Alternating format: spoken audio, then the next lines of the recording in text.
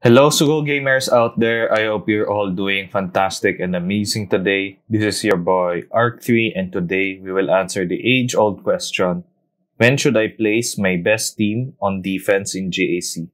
So let's begin. So there are three considerations when doing this.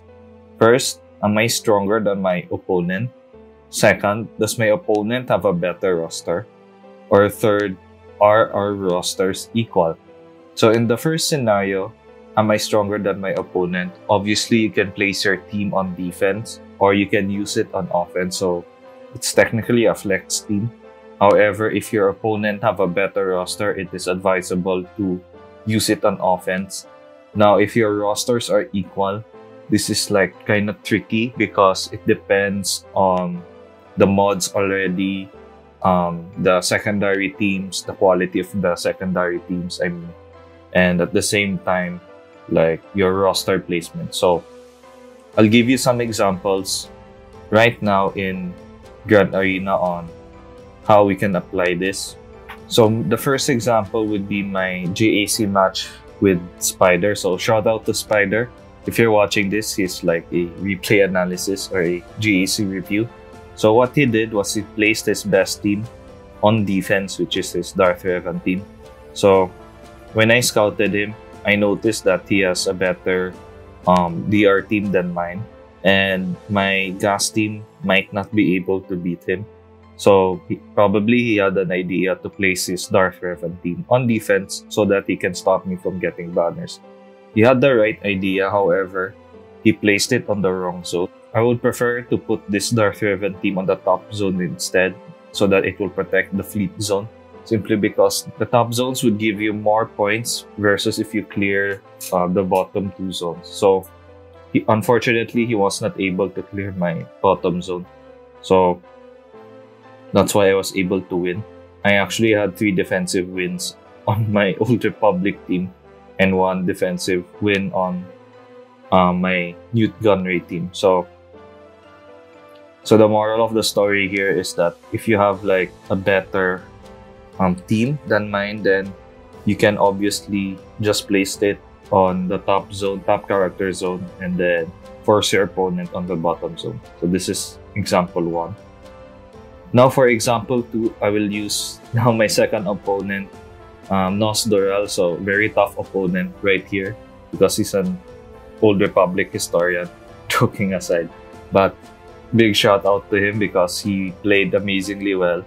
The moral of the story here is that because when I scouted his roster, he has an impressive gas team. So let's backtrack a bit and check his roster again, just for educational purposes.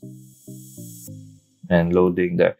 So if you can see his arena team, which he's using, he has a Relic 7 gas, and then most of his clone 504 Stoopers are also like Relic 3.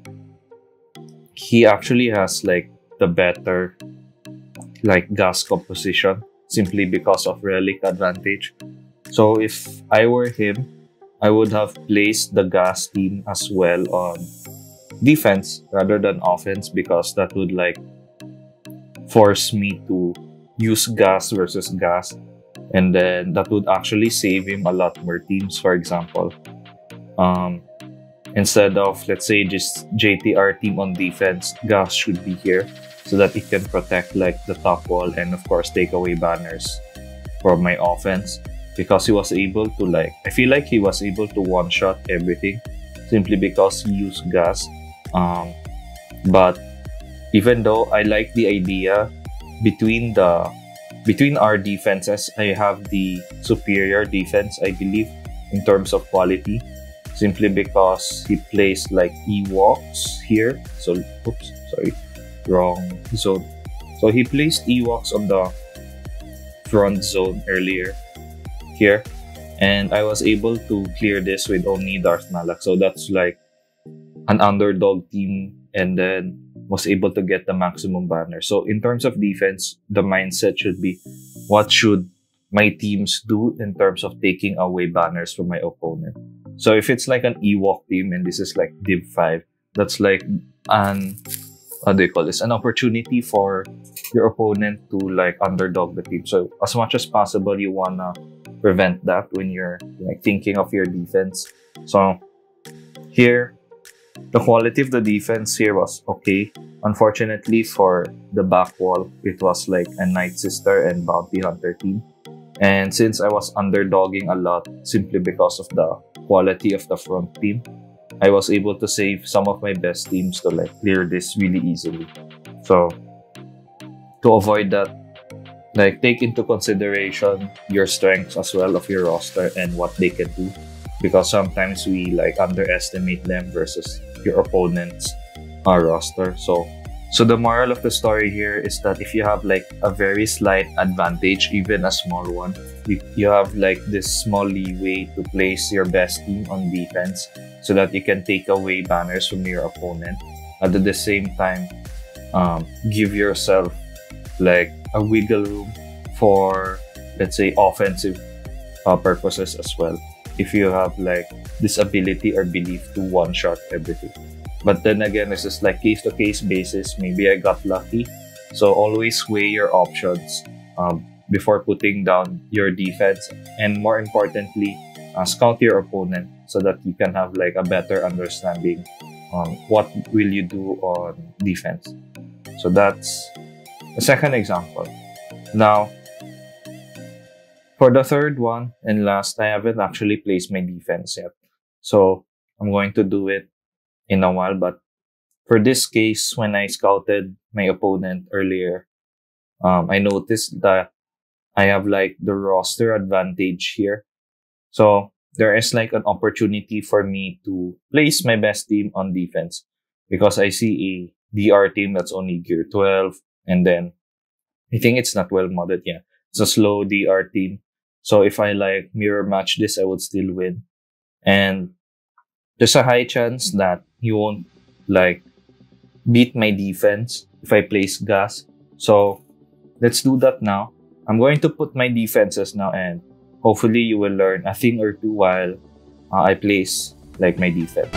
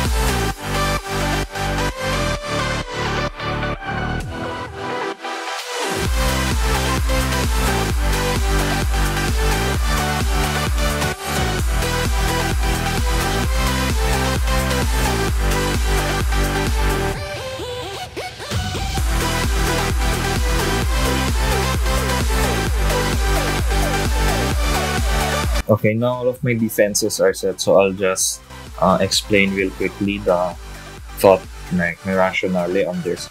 So I placed all of my toughest defenses on top simply because I want to protect, like earlier, the top, like what I mentioned, the top zones.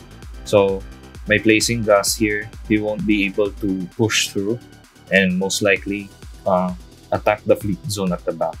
Now, at the bottom zone, this is like my teams to take away banners for my opponent so that they won't like underdog them.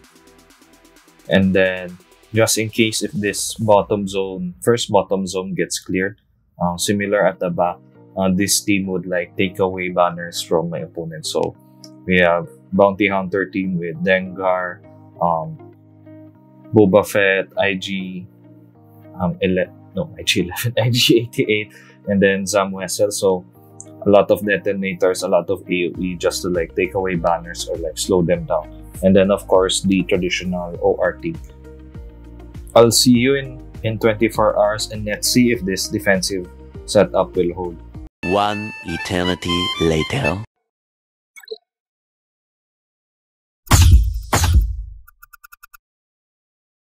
So this is how the cookie crumbles, guys. So as you can see, my opponent just went bottom because he cannot deal with the top.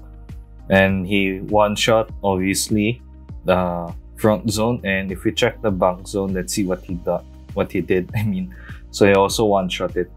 So I hope you learned something new today. And if you did, please give this video a thumbs up. And don't forget to subscribe so that you can have more informational videos such as this.